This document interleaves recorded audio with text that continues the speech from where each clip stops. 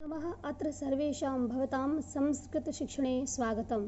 इदानीम् अहं सप्तमी कक्षायै पञ्चमः पाठः पण्डिता रमाबाई इति पाठयामि। पाठवाचनस्य पूर्वे अहं पण्डिता रमाबाई इति विषये किञ्चित् वक्तुम् इच्छामि। पण्डिता रमाबाई महाराष्ट्र प्रांत की थीं और इनके पिता स्त्री शिक्षा के बहुत समर्थक थे।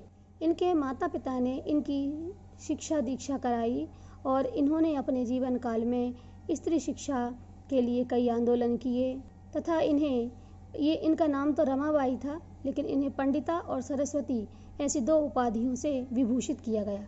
आइए पाठ का वाचन करते हैं। स्त्री शिक्षा क्षेत्रे अग्रगण्या पंडिता रमाबाई 850-1800 ख्रीष्टाब्दे जन्म अलभत। स्त्री शिक्षा के क्षेत्र में अग्रगण्य यानी आगे रहने वाली पंडिता रमाबाई सन 1858 वर्ष में जन्म हुआ। तस्याः पिता अनंत शास्त्री डोंगरे, माता च लक्ष्मीबाई आस्ताम। उनके पिता अनंत शास्त्री डोंगरे एवं माता लक्ष्मीबाई थी। तस्मिन् काले स्त्री शिक्षायाः स्थितिः चिंतनीया आसीत्। उस काल में या उस समय में, किस समय में, जिस समय में पंडिता रमाबाई का जन्म हुआ था, उस काल में स्त्री शिक्षा की स्थिति चिंतनीय थी, यानी बहुत दुखदायी थी। स्त्रीणां कृते संस्कृत शिक्षणं प्रायः प्रचलितं नासीत्, न धन आसीत्, नहीं था। स्त्री के लिए संस्कृत शिक्षण यानी संस्कृत पढ़ना प्रायः प्रचलित नहीं था। उस काल में स्त्रियों के लिए संस्कृत पढ़ना प्रचलित नहीं था, केवल पुरुष ही पढ़ते थे। किंतु डोंगरे रूढ़िबद्धां धारणां परित्यज्य स्वपत्नीं संस्कृत मध्यापयत या संस्कृतम अध्यापयत। मतलब क्योंकि उस समय स्त्रियों के लिए संस्कृत पढ़ना उचित नहीं था, ये एक बड़ी ही रूढ़िवादी कार्य प्रणाली थी। तो जो उनके पिता थे डोंगरे, उन्होंने इस रूढ़िबद्ध धारणा को त्याग कर या तोड़कर अपनी पत्नी को संस्कृत का अध्ययन कराया। एतदर्थं सः समाजस्य प्रतारणाम् अपि असहत। इसके लिए उन्होंने समाज की प्रताड़नाओं को भी सहा, क्योंकि जब उन्होंने अपनी पत्नी को संस्कृत शिक्षा देनी चाहिए तो समाज के लोगों ने उन पर प्रहार किया, आंदोलन भी किया लोगों ने कि अरे तुम ये इस रूढ़ी को क्यों हटा रहे हो। अनंतरम रमा अपि स्वमातुः संस्कृत शिक्षां प्राप्तवती। उसके बाद रमा ने भी अपनी माता से संस्कृत की शिक्षा प्राप्त की। कालक्रमेण रमायाः पिता विपन्नः जातः। विपन्नः और संपन्नः ये विलोमार्थी शब्द है। विपन्नः यानी दरिद्र या गरीब। कालक्रमेण समय के अनुसार रमा के पिता गरीब हो गए, यानी विपन्न हो गए, दरिद्र हो गए। तस्याः पितरौ ज्येष्ठा भगिनी च दुर्भिक्ष पीड़िताः दिवंगताः। उसके पितरौ यानी माता और पिता, उसके माता पिता और बड़ी बहन दुर्भिक्ष पीड़िताः यानी होता है कि भूख से पीड़ित होकर दिवंगत हो गए, यानी उनका निधन हो गया। किस किस का? उसके माता पिता का और बड़ी बहन का। ठीक है। तदनंतरम रमा स्वज्येष्ठ भ्रात्रा सह पद्भ्याम समग्र भारतम अभ्रमत। अब यहाँ पर ये जो ज्येष्ठ भ्रात्रा सह के साथ में तृतीय विभक्ति होती, इसलिए भ्राता का भ्रात्रा कर लिया, भाई के साथ। ठीक है, ये उपपद विभक्ति है।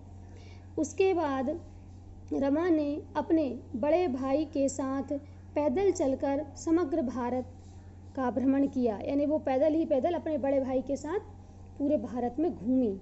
भ्रमण क्रमे सा कोलकातां प्राप्ता। और भ्रमण करते हुए या भ्रमण काल में के क्रम में वह कोलकाता पहुंची। संस्कृत वैदुष्येण सा तत्र पंडिता सरस्वती च इति चेति उपाधिभ्यां विभूषिता। संस्कृत की विदुषी होने के कारण या होने से उन्हें वहाँ पंडिता और सरस्वती, ये 2 उपाधियाँ दी। एक पंडिता उपाधि दी और एक सरस्वती उपाधि दी। इन दोनों उपाधियों से उन्हें विभूषित किया गया। तत्रैव, वहीं पर, सा, वह, ब्रह्म समाजेन प्रभाविता, वहीं पर वे ब्रह्म समाज से प्रभावित हुई। ब्रह्म समाज की स्थापना किसने की? ब्रह्म समाज की स्थापना किसने की? हाँ, ये ब्रह्म समाज की स्थापना राजा राम मोहन रॉय ने की थी और उन्होंने 1820 में की थी। ये आपको भी याद होना चाहिए। वहीं पर वे ब्रह्म समाज से प्रभावित हुई और उन्होंने वेद का अध्ययन किया। पश्चात् सा स्त्रीणां कृते वेदादीनां शास्त्राणां शिक्षायै आंदोलनं प्रारब्धवती। उसके बाद उन्होंने स्त्रियों के लिए वेद आदि शास्त्रों की शिक्षा के लिए आंदोलन प्रारंभ किया। इन शब्दों की विभक्तियों को देखेंगे तो एक वाक्य बन जाता है। यहाँ षष्ठी विभक्ति है, यहाँ षष्ठी विभक्ति है, यहाँ चतुर्थी विभक्ति है, यहाँ द्वितीय विभक्ति है और ये क्रिया है। तो वहीं उसके बाद उन्होंने, सा यानी उसने या उन्होंने आदरणीय वाचक शब्द है तो उन्होंने बोलेंगे। उन्होंने स्त्रियों के लिए वेद और शास्त्र आदि की शिक्षा के लिए आंदोलन प्रारंभ किया। 80-अष्टादशशततमे ख्रीष्टाब्दे सा विपिन बिहारी दासेन सह बांकीपुर न्यायालये विवाहम् अकरोत्। सन 1880 में उन्होंने विपिन बिहारी दास के साथ बांकीपुर न्यायालय में विवाह किया। सार्धैकवर्षात् अनन्तरं तस्याः पतिः दिवंगतः। और सार्ध वर्षात्, सार्ध यानी आधा और एक यानी एक, तो एक और आधा 1.5 वर्ष के बाद, वर्षात पंचमी विभक्ति लगेगी।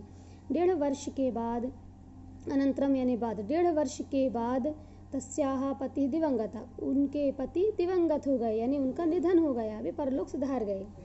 तदनंतरम सा पुत्र्या मनोरमया सह जन्मभूमि महाराष्ट्रम प्रत्यागच्छत, प्रतिधन आगच्छत, वापस आ गई।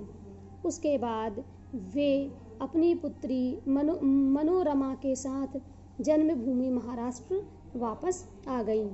नारीणां सम्मानाय शिक्षायै च सा स्वकीयं जीवनम अर्पितवती। नारियों के सम्मान के लिए और शिक्षा के लिए, दोनों में चतुर्थी विभक्ति है। सम्मानाय सम्मान के लिए, शिक्षायै शिक्षा के लिए। तो नारीणां सम्मानाय, नारियों के सम्मान और शिक्षा के लिए उन्होंने अपना स्वकीयम जीवनम, अपना जीवन अर्पितवती, अर्पित कर दिया। हंटर शिक्षा आयोगस्य समक्षम नारी शिक्षा विषये सा स्वमतं प्रस्तुतवती। हंटर शिक्षा, उस समय हंटर शिक्षा आयोग बना था, तो हंटर शिक्षा आयोग के समक्ष नारी शिक्षा के विषय में उन्होंने अपना मत प्रस्तुत किया, विचार प्रस्तुत किया। सा उच्च शिक्षार्थम इंग्लैंड देशम गतवती, और वे उच्च शिक्षा के लिए इंग्लैंड गईं। तत्र, वहाँ पर, ईसाई धर्मस्य स्त्री विषयकैः उत्तम विचारैः प्रभाविता जाता, और वहाँ पर वे ईसाई धर्म के स्त्री विषयों के द्वारा, उत्तम विचारों के द्वारा, यानी वे ईसाई धर्म के स्त्री विषयक उत्तम विचारों से प्रभावित हुई। यानी इंग्लैंड में जब वो गई तो वहाँ ईसाई धर्म के लोग जो थे वो स्त्री विषयक उत्तम विचारों से, यानी वो स्त्रियों के बारे में अच्छा सोचते थे, स्त्री शिक्षा को मानते थे, स्त्रियों का सम्मान करते थे, तो स्त्री विषयक उत्तम विचारों से वे प्रभावित हुई। इंग्लैंड देशात रमाबाई अमेरिका देशम अगच्छत। इंग्लैंड देश से रमाबाई अमेरिका देश गईं, इंग्लैंड से अमेरिका चली गईं। तत्र सा भारतस्य विधवा स्त्रीणां सहायतार्थम अर्थसंचयम अकरोत्। जब वो कहाँ गई? अमेरिका चली गई। कहाँ से? इंग्लैंड से। जब इंग्लैंड से अमेरिका चली गई तो वहाँ, तत्र यानी वहाँ उन्होंने भारत की विधवा स्त्रियों के सहायता के लिए अर्थ यानी पैसा, संचय यानी इकट्ठा, अकरोत यानी किया, उन्होंने पैसा इकट्ठा किया। किसके लिए किया? भारत की विधवा स्त्रियों की सहायता के लिए उन्होंने अमेरिका में धन इकट्ठा किया। भारतं प्रत्यागत्य मुंबई नगरे सा शारदा सदनम स्थापयत। और भारत लौटकर, प्रत्यागत्य यानी लौटकर, मुंबई नगर में उन्होंने शारदा सदन के नाम से एक संस्था स्थापित की, एक भवन निर्माण करवाया। स्थापना की। अस्मिन् आश्रमे, इस आश्रम में निस्सहायाः स्त्रियः निवसन्ति स्म, इस आश्रम में निस्सहाय स्त्रियां रहती थीं। तत्र, वहाँ, स्त्रियः मुद्रण, टंकण, काष्ठकलादीनांच प्रशिक्षणमपि लभन्ते स्म। वहाँ पर स्त्रियां मुद्रण, टंकण, काष्ठकला यानी लकड़ियों की कला आदि में प्रशिक्षण भी प्राप्त करती थीं। परम इदं सदनं पुणे नगरे स्थानांतरितं जातम, परंतु यह सदन पुणे नगर में स्थानांतरित हो गया। पहले कहाँ था ये? पहले मुंबई में था, ये मुंबई नगर में। फिर ये कहाँ पर स्थानांतरित कर दिया? ये कर दिया पुणे नगर में स्थानांतरित कर दिया। ततः पुणे नगरस्य समीपे केडगांव स्थाने मुक्ति मिशन नाम संस्थानम तया स्थापितम। उसके बाद पुणे नगर के पास केडगांव स्थान पर मुक्ति मिशन नाम का एक संस्थान उनके द्वारा स्थापित किया गया। अत्र अधुना अपि निराश्रिताः स्त्रियः ससम्मानं जीवनं यापयन्ति। आज आज भी यहाँ, अत्र यानी यहाँ, अधुना यानी अब, इस समय, और अपि यानी भी, अब यहाँ भी निराश्रित स्त्रियां सम्मान के साथ जीवन यापन करती हैं। कहाँ पर? मुक्ति मिशन नाम के संस्थान में, जो कि पुणे नगर के केडगांव नामक स्थान पर स्थित है। अग्रे द्वाविंशति-9शततमे ख्रीष्टाब्दे रमाबाई महोदयायाः निधनम् अभवत्। 1922 में रमाबाई महोदया का निधन हो गया। कब? 1922 में। और 1858 में उनका जन्म हुआ था। सा देश विदेशानाम अनेकासु भाषासु निपुणा आसीत्। वे देश और विदेशों की, यह षष्ठी विभक्ति लगी है तो काकी के, विदेशों की, अनेकासु भाषासु, अनेक भाषाओं में निपुण थीं। समाज सेवायाः अतिरिक्तं लेखन क्षेत्रे अपि तस्याः महत्वपूर्णम् अवदानम् अस्ति। समाज सेवा के अतिरिक्त लेखन क्षेत्र में भी उनका महत्वपूर्ण योगदान है। स्त्री धर्म नीति, हाई कास्ट हिंदू विमन, ये उन्होंने 2 रचनाएं की हैं। पहली रचना क्या है? स्त्री धर्म नीति, और दूसरी है हाई कास्ट हिंदू विमन। इति तस्याः प्रसिद्धम रचनाद्वयम वर्तते। इस प्रकार उनकी, तस्याः यानी उनकी, ये षष्ठी विभक्ति है, उनकी प्रसिद्ध 2 रचनाद्वयम 2 रचनाएं हैं। इस प्रकार पाठ का वाचन किया गया, हिंदी अर्थ भी बताया गया। बच्चों, यदि हिंदी अर्थ में कोई समस्या आ रही हो तो इन शब्दार्थों पर ध्यान दीजिए।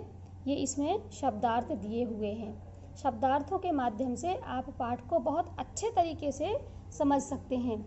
किसी भी पाठ को ठीक प्रकार से, सम्यक प्रकार से जानने हेतु उसके शब्दार्थों को, उसके वर्ड मीनिंग्स को पढ़ना चाहिए और पाठ को अच्छे से समझना चाहिए। जैसे इस पाठ में एक शब्द आया था मुद्रणम, ठीक है, ये यहाँ आया है मुद्रणम, और टंकण भी आया है और काष्ठकला भी आया है। तो देखो यहाँ पर ये जो मुद्रणम शब्द दिया है, मुद्रणम यानी छपाई मतलब प्रिंटिंग। फिर टंकणम का मतलब टंकण यानी कि टाइपिंग, ठीक है। तो ऐसे शब्दों को आप इनके अर्थ जान करके और पाठ का हिंदी अनुवाद अच्छे से कर सकते हैं। पाठ के शेष प्रश्न अभ्यास अगली वीडियो में देखेंगे। अस्तु, धन्यवाद।